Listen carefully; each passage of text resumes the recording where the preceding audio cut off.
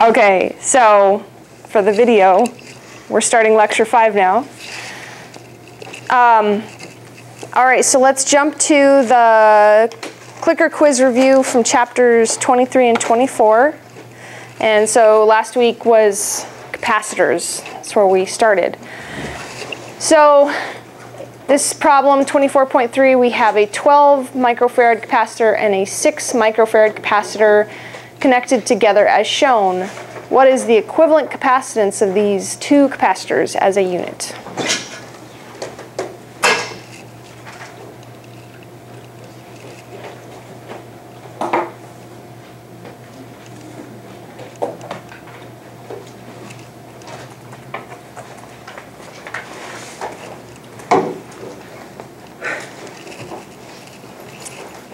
And just, I'm going to put this out to everybody. If anybody sees this blue light flashing, tell me right away. I don't care if you interrupt me mid-sentence. That means that the sound is gone. So we'll have to switch batteries. Thank you.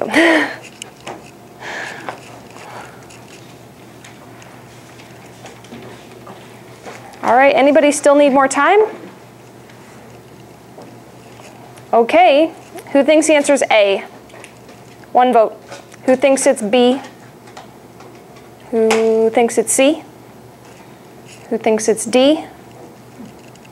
6, 7 votes. And who thinks it's E? Okay, so most people chose D. Will somebody please tell me why you chose D? Shelley. Because when you do 1/12 and plus 1/6, then you change it and you make it 3/12, and then you invert it, and it's 12 divided by 3 equals 4. Awesome. Good job, Shelley. Okay, so Shelley remembered that. Are these in series or parallel? Series. So capacitors in series. The rule we learned last week was that to find the equivalent capacitance, we add up the reciprocals, and then that's the reciprocal of the equivalent capacitance.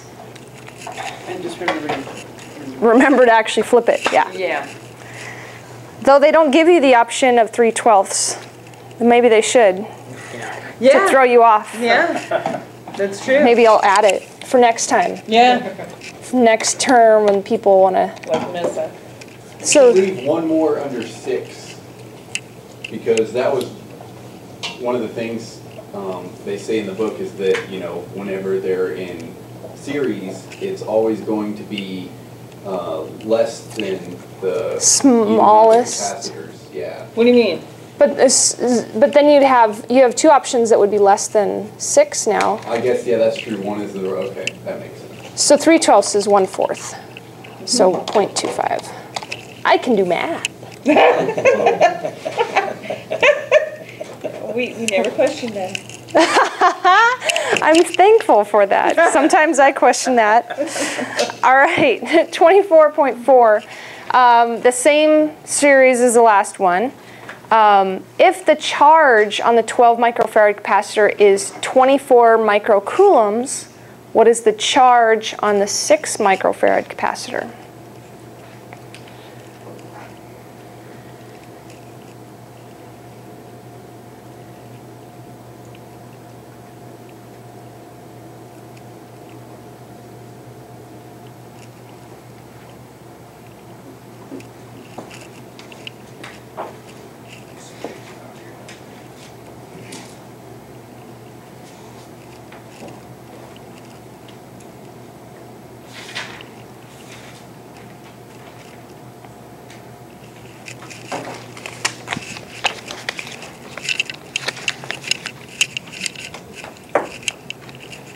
Anybody not get a worksheet that needs a worksheet?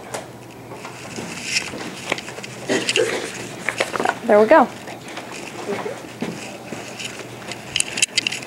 All right, anybody need more time? Yeah? Okay.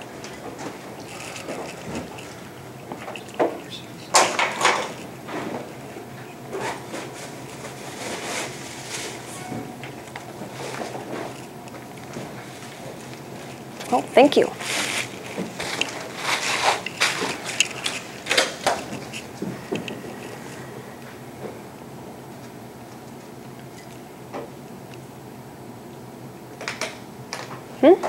Okay. Anybody else need more time? Okay. Who thinks the answer is A? Who thinks the answer is B? Who thinks the answer is C? 1, 2, 3. Who thinks the answer is D? 1, 2. Who thinks the answer is E? 1. A smattering of answers. Let's draw a battery connected to these two capacitors. Okay, since that's kind of how we explained this. So here's the voltage of our battery. 12 microfarad capacitor, 6 microfarad capacitor. So when this battery is connected, the positive terminal of the battery is going to attract negative charges from this plate, right? So the negative charges move this way, and we're left with a certain number of charges on that top plate. That is going to attract an equal number of charges on the bottom plate, so negative Q1. Where did those negative charges come from? The other capacitor. So that left an equal number of positive charges on this top plate, which is going to attract from the negative side of the battery. You're going to have negative electrons moving from the battery to fill in an equal number of charges on the bottom plate. So now what would the charge be? If this is 24 microcoulombs, what is the charge on the second capacitor? It's the same, yeah. So Because they came from the battery.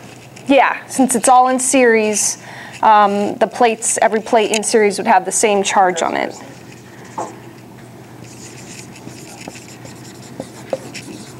That applies to however many capacitors you have in series. Mm-hmm. So if like, even if the 12, let's say it was 12 and 8. Wouldn't matter. Wouldn't matter, right? Yep.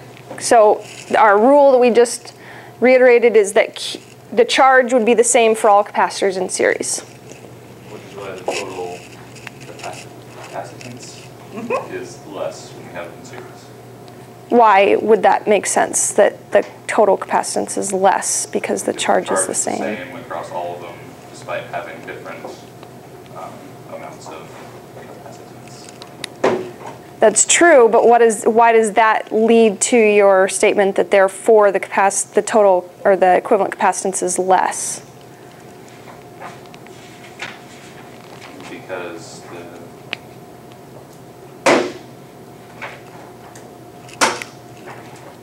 it made more sense in my head. Okay, fair enough. Fair enough. All right. So if you come up with something, more explanation, you can let me know. More question. Okay, well, the fact that the charge is the same on all the capacitors, I don't know necessarily leads to, I think you can derive equivalent capacitance from that, but I guess I'm not thinking of a reason why that would determine the fact that the equivalent capacitance is less. But if you come up with something, then please let us know. Since I wasn't here last week, I was trying to figure out why it would be less. Oh, the equivalent capacitance is less? Yeah. I mean, besides the rule, we derived this from, actually we did derive this from this idea. What was the derivation for that? Blanking on it. If it's in the lecture, I can look at the slides. Wasn't it a Q equals CV? Q is CV. Okay, so it was, so Q1 I don't know if this was how we did it. Q1 equals Q2. So C1 V1 equals C2 V2.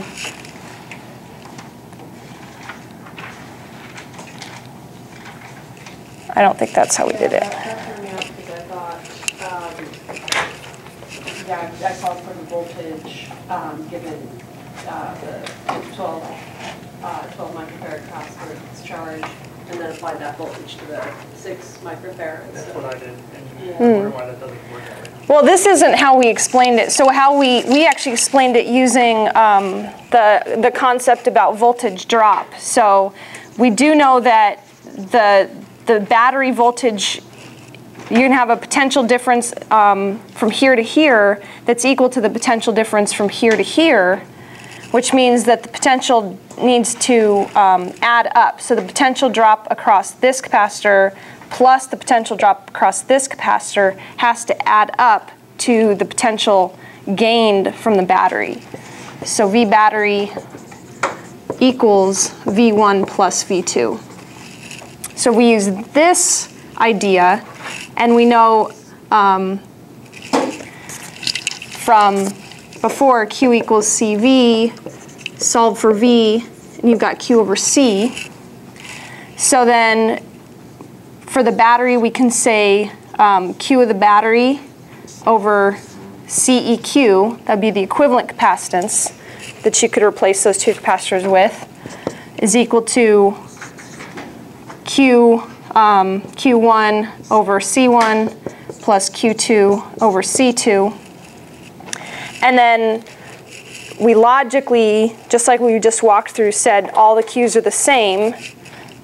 So Q equals Q1 equals Q2. So I can get rid of these subscripts like that. And then we've got a Q in every single term. So we can just cancel the Q's. And so that leaves us with our rule for determining the equivalent capacitance.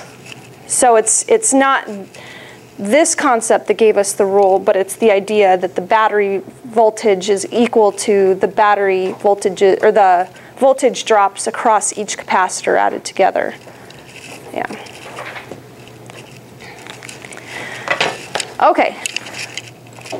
Next question. Now we've got the parallel cases. So 12 microfarad and 6 microfarad capacitors still, now they're in parallel. What's the equivalent capacitance for two capacitors in parallel?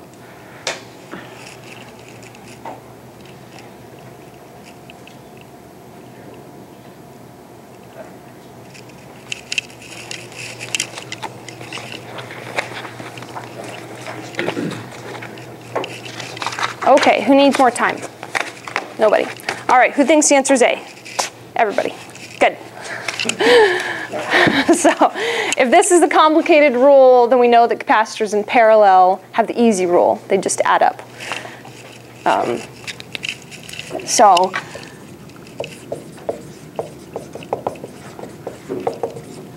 And I'm going to use this little idea later on, but I can remember this because the P, this third letter in capacitors is P, parallel is P, so that reminds me that capacitors in parallel add.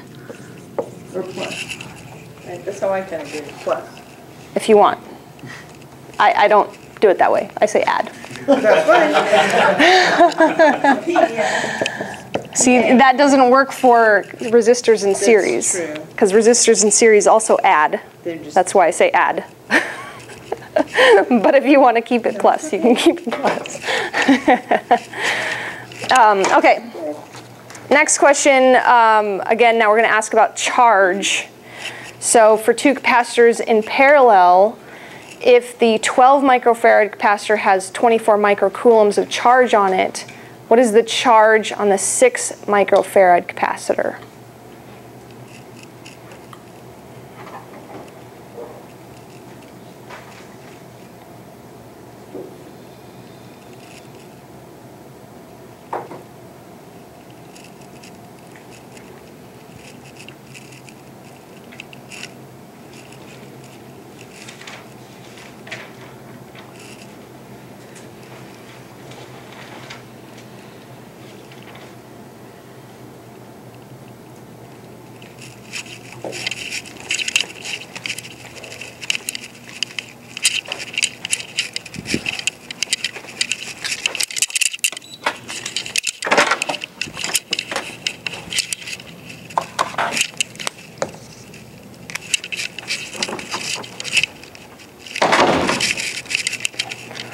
All right, who needs more time?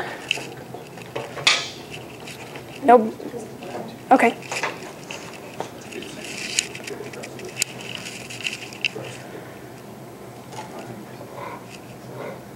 I wrote it in pen, so there we go.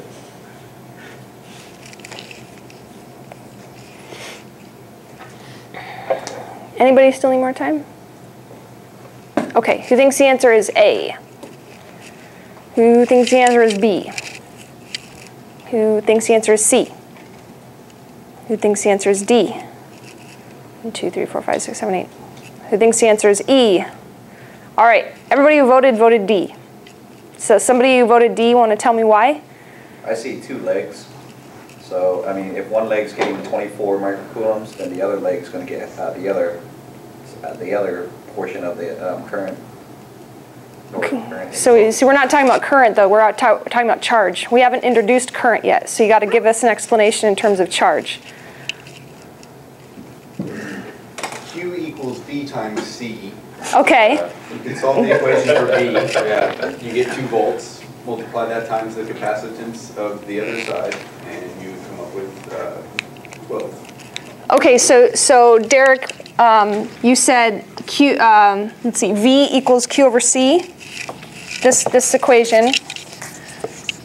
So V1 equals Q over C1. So for the 24 microcoulomb or the 12 microfarad capacitor had 24 microcoulombs. We came up with 2 volts. And then what did you do with this 2 volts? I used the equation Q2 equals V2 times C2. Okay, and what did you use for V2? Aha, okay. Okay, so in this case, the charge is the same on capacitors in series. In this case, the voltage is the same for capacitors in parallel.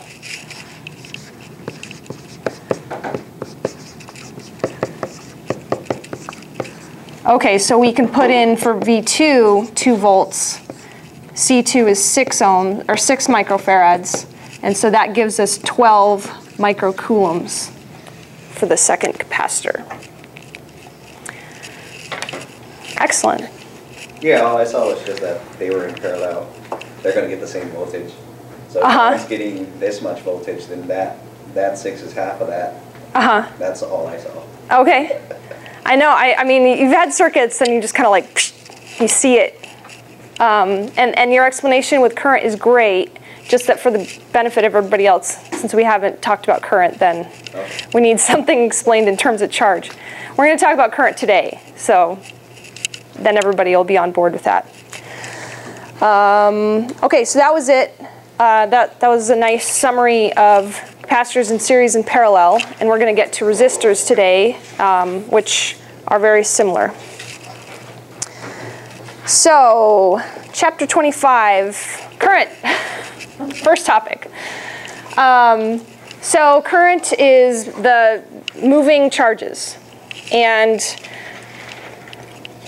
we use symbol I, sometimes capital I, sometimes lowercase I. It just typically, if the current is constant over time, we use capital I, and if the current is changing over time, then we use lowercase I. And in general, current is defined as a little bit of charge moving in some amount of time. And the units of current are amps. So amperes or amps, they're actually a base SI unit. So you could write amps in terms of coulombs per second, but amps are like, you know, there's only 7 base SI units. That's a really weird sound.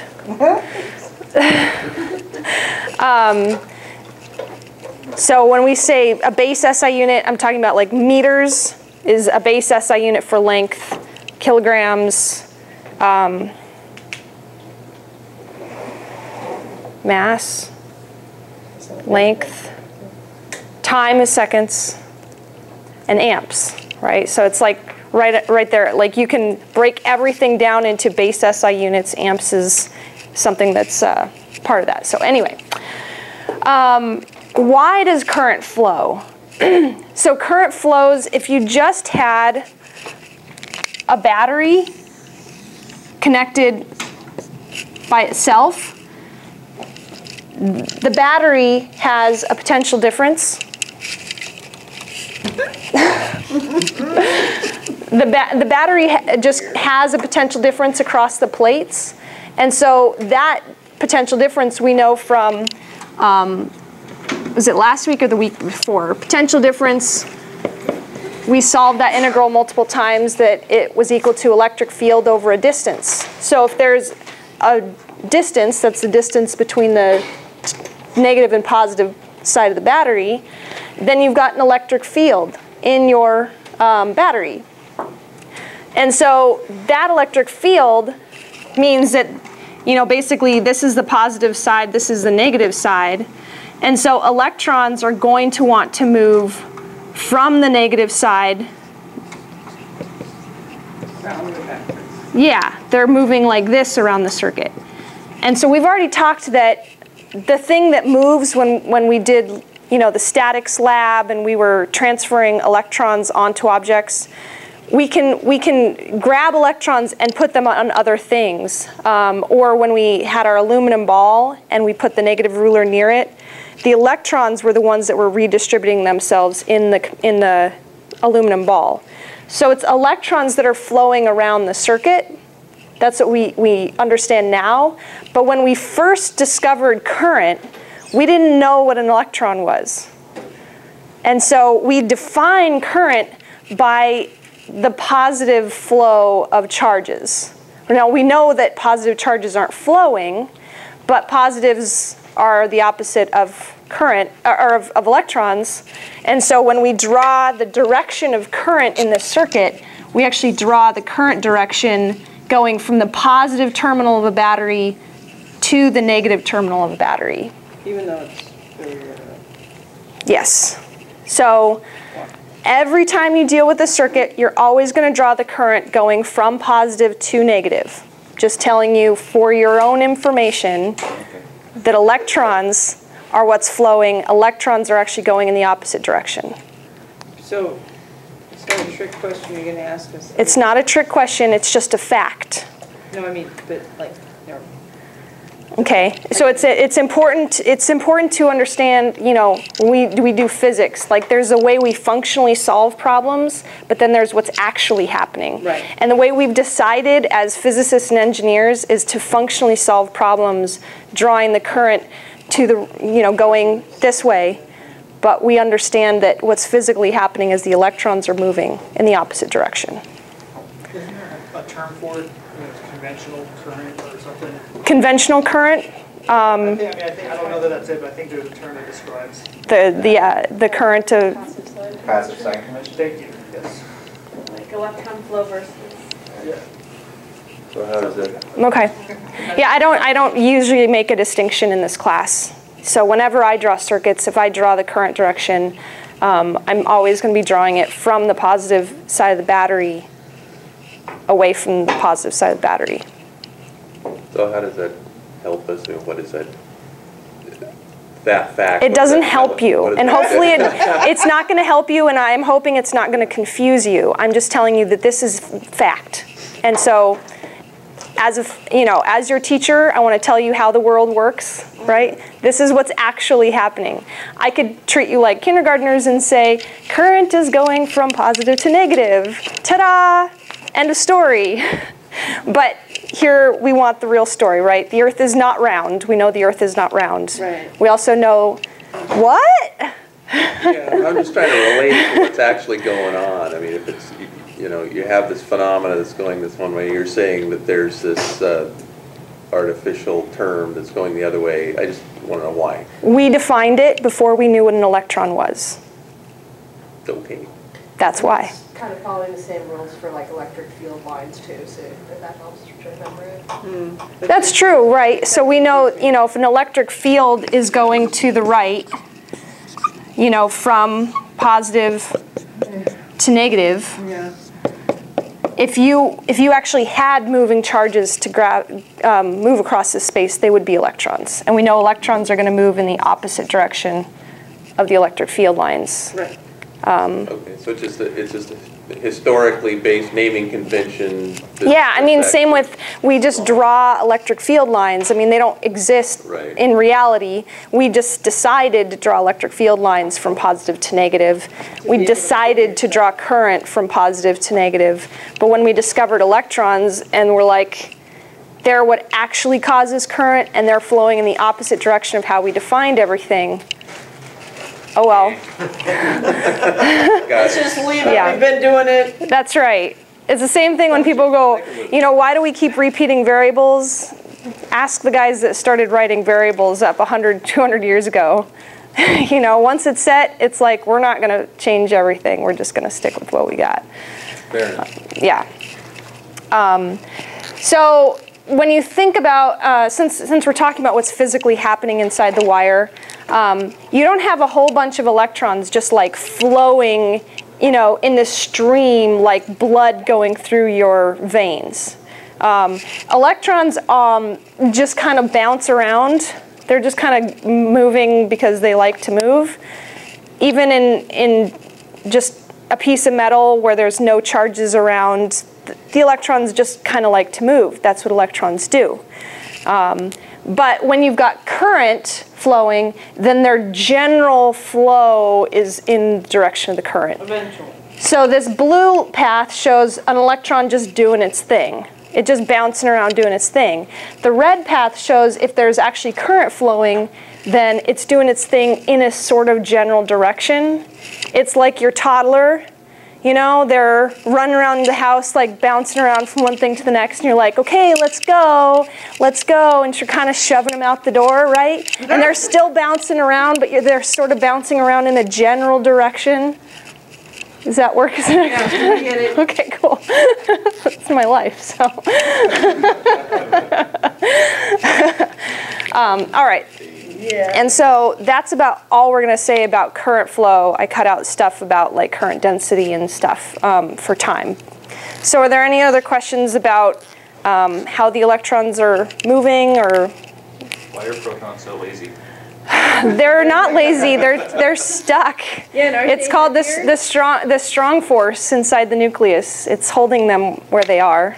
Maybe they want to play. Maybe they're imprisoned. I don't know. Maybe we should write a Bill of Rights for the protons. Free the protons! The world goes Aren't they heavier though too though? heavier. Or Yeah, they are. They're much heavier. Yeah. But it's the fact that they're Yeah, there we go. You just ate one. there's special force for protons that hold them in place. So. Okay, so direction of current flow, we already talked about this. This little picture shows here a junction. So we talked about junctions last week when we introduced like capacitors in parallel.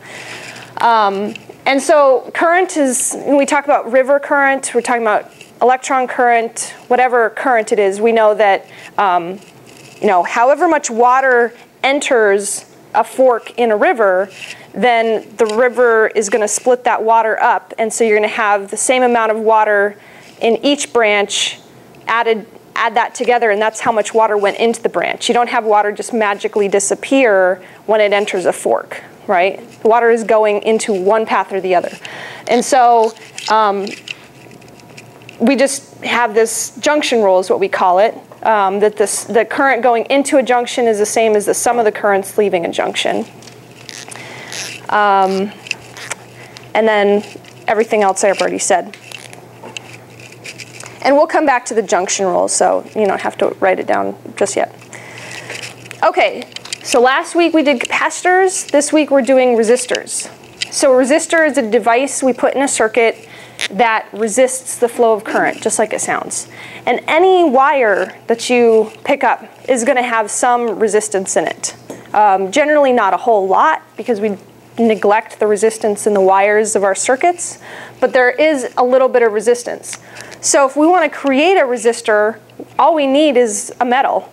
Any metal has got some resistance, and you can just tweak that resistance by choosing different types of metals, and they do some different engineering to the metal to make them a specific resistance. And then what you get you know, they create these resistors and clad them so you can't really see what's going on inside. But inside there is just like some kind of chunk of metal with a certain resistance. And so the cool thing about resistors is there's no like right or wrong way to put it in the circuit. Since it's just a piece of metal, then you can put it in forwards and backwards and it works the same way. Not all circuit devices work that way. But there is a right way to read a resistor. So I'll pass this around so those of you who haven't examined resistors closely can see. But you want to hold it so that you've got either a gold or silver stripe on the right-hand side and all the colored stripes on the left-hand side. And so this picture shows the colored stripes on the left side, a silver stripe on the right side. And so holding it that way, we can read what the resistance is from these color bands. So the color bands, you know, here's a little table. It's a little bit goofy trying to figure it out. So there are 3 color bands, and then there's an efficiency band. The gold and silver, the gold or silver bands are the efficiency bands.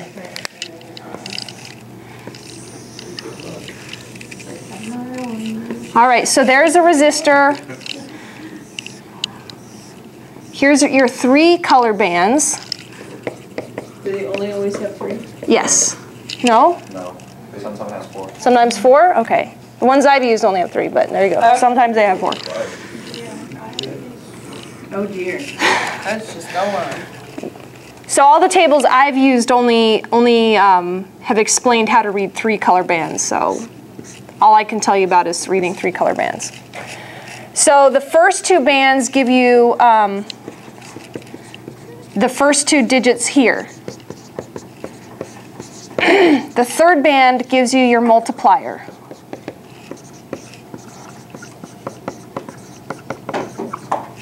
And then the gold and silver bands, tolerance, that's what I was like, efficiency, it's called tolerance.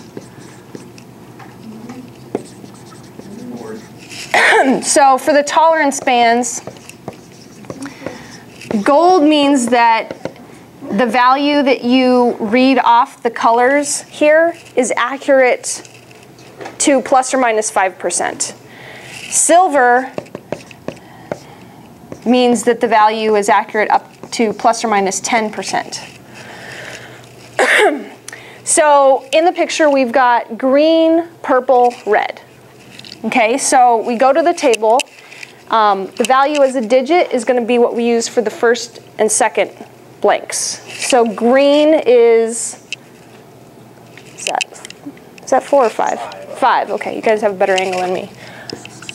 And then purple is, well, violet, 7. And then the multiplier band is red. And so red, we use the multiplier column over here, 10 to the 2. So it's times 10 to the 2. So what's 57 times 10 to the 2? 5,700? Okay, so 5,700 ohms. That's how we figure out the resistance of a resistor. So what's the one that's floating around here? What are the color bands for that guy? Violet and black. It's yellow, violet, black. Yellow, golden, gold. Yeah. Oh yeah, so this is silver, right? So this means it's plus or minus 10%. So yellow, violet, black, gold. So tell me what's the digit for yellow? 4. What's the digit for violet? And then what's the multiplier for black? 10 to the 1. So 47 or 470 ohms. 10 to the 0. Oh, it's 10 to the 0? Yeah. Okay. Oh, sorry. All right, 47 ohms, and then plus or minus gold, 5%. All right, so when we do lab 3 after the midterm, we'll get practice playing with resistors, and you'll get a lot of practice picking out resistors and making sure you're reading the resistance right. And then what are we going to apply? Yes, yes, you're gonna put them in circuits and see if they work the way they're supposed to work. And so when we put a resistor in a circuit, the way we draw that, so this is our good old battery that we know and love. A resistor is kind of this squiggly line, and it's drawn that way because it looks like it's sort of slowing that electron pathway down, since a resistor is resisting the flow of current. So that's how we would draw the resistor, and then this is how we would draw the direction of the current. Okay, and then the units of the resistance is ohms. That symbol there is omega. All right. One thing I never realized about circuits and all this is they never ever ask a student if they have any like color blindness or anything. I can't see yellow. Yeah. That's problematic. Exactly. Make sure you have a part. They should make them like tactile, because if you were blind, you wouldn't be able to, yeah, if they made them tactile, then that would be cool. You know, you could put like just a raised lump or like, you know, little dots around the I band. always wondered why didn't they just print the value on it? Exactly. I mean, considering how small they can print. I mean, they do it for capacitors, so. Yeah. And like surface mount resistors have numeric codes, so. Yeah. Good question. Somebody asked those people a long time ago when they came up with this, right? Yeah, well, resistors aren't too old, but I'm sure at some point somebody came up with this brilliant idea. That small at the time. Yeah. Right. And capacitors were much bigger back in those days. So it would be easier to take out your little awl and go tink, tink, tink. I don't know if that's what they were doing. Like back in the day when the dinosaurs roamed the earth and my dad was sitting there. Anyway, Ohm's law. So this little circuit I drew right here where you've got a battery, current flowing, and a resistor is a really easy one to describe Ohm's law with. So Ohm's law says any idealized, or some idealized materials, so metals is what we're working with right now, will have a constant resistance regardless of voltage applied. The caveat there is that that's only true if the temperature stays constant for that resistor. So as long as you're using your resistor in the current ranges that are applicable for it, then the resistor won't heat up appreciably, and then it will have a constant resistance regardless of voltage applied. So the way we plot this is an IV curve. So I is current, V is voltage, and so we've got an IV curve. And what we get is a slope, a linear slope. And so from that we can get Ohm's law. V equals IR.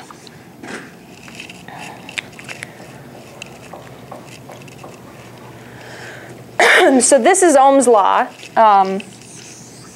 Let's see, I'm going to have to come over here.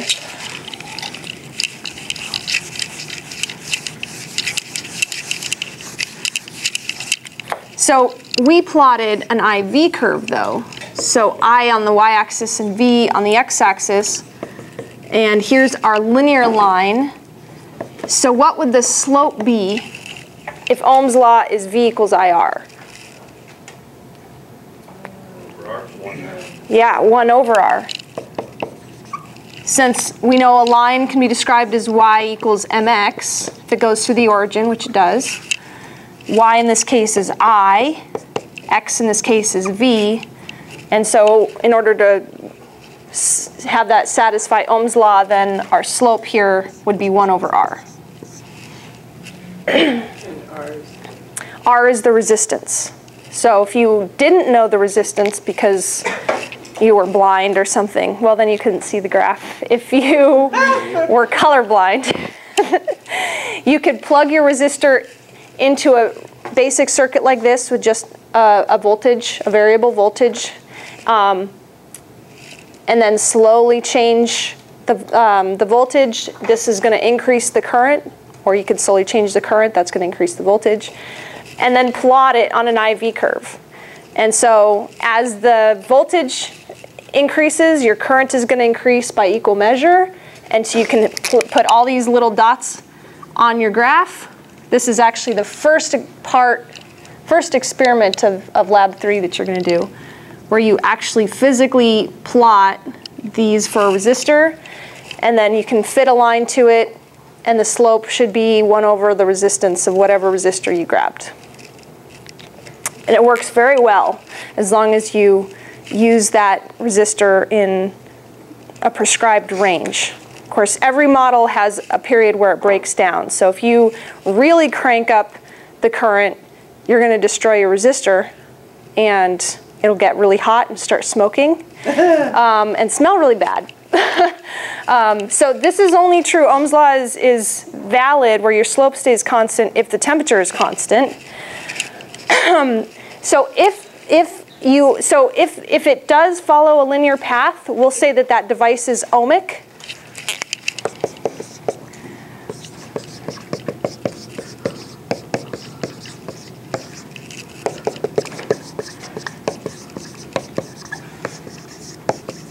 So at constant temperature, if it follows a linear path, then that device is ohmic, meaning that it follows Ohm's law. I should write what I just said. Device is. Okay, so if you then crank up the current and it starts to heat up and the slope changes, that doesn't mean your device is no longer ohmic. It just means that you are no longer using constant temperature. So you'll get a new slope with a new temperature. So this is a little bit temperature dependent. So as long as you're not heating up your resistor, the current will stay constant. But in the lab you're going to do resistors, and then you're going to replace the resistor with a light bulb. And a light bulb has just a metal filament between two posts, right? And if you've ever looked at a light bulb when you're a little kid, you see that that filament glows, and that's what how light is produced. So that's just a piece of metal. So any piece of metal has some resistance, therefore it can act like a resistor. But a light bulb has obviously a temperature ranges, right? It's gonna be turned off until you get to a certain current, then it's gonna light up and get warm. Temperature is changing. So a light bulb is still ohmic because it's got a little piece of metal in there. So any regular old metal is going to be an ohmic device. But the light bulb will have different resistances, whether it's turned off or turned on. And so that's what we're going to do when we get to the lab. Hopefully you guys don't forget that, because it's like, well, it's after the midterm exam next week, so it's just 1 week away. So next Friday we do. You'll do the midterm, we'll take a break, and then you'll do the lab. Hey, it's a six and a half hour class. Oh my gosh. It would be irresponsible of me to only use 2 hours of your time. So this is a picture of a non-ohmic device. This is a standard PN junction semiconductor material, and as you change current and voltage, its slope is not constant. And so if current is going in one direction, you get this sort of like exponential curve or parabolic curve. If the current flows in the opposite direction, it should actually be flat here for PN junction. You won't see any voltage change.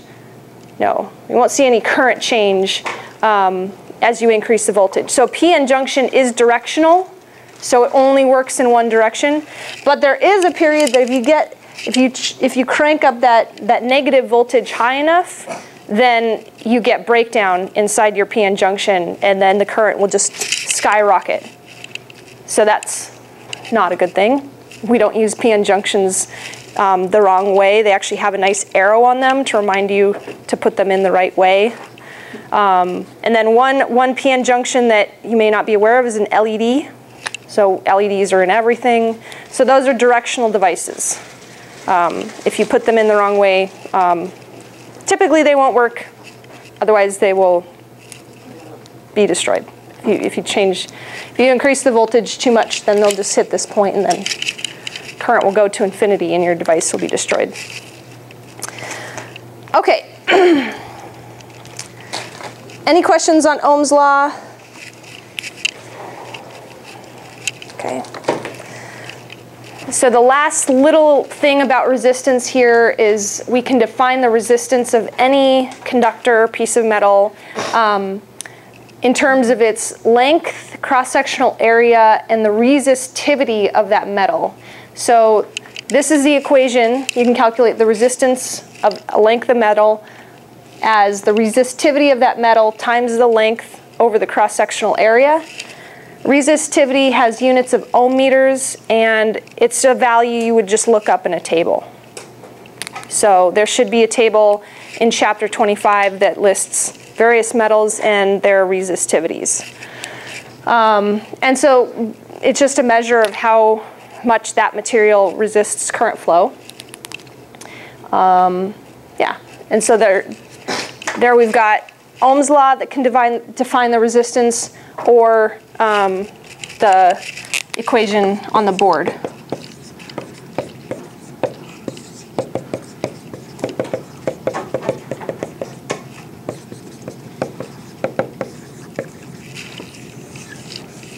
Okay, so that's everything we need to know about resistance for now. Chapter 25 doesn't do the multiple resistors yet. We're just talking about one resistor and one battery. So let's try out problem 2513 on your worksheet.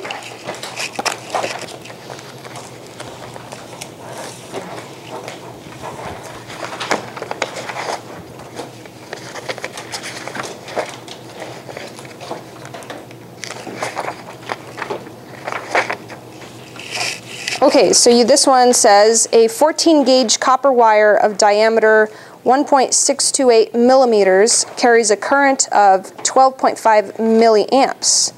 What is the potential difference across a 2-meter length of the wire?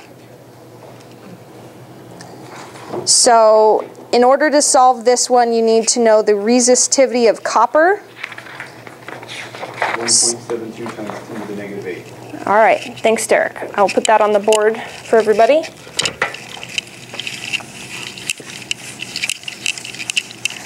So you can try this out for a couple minutes and talk to those around you as you try and figure it out on your own, and then we'll come together as a class and solve it.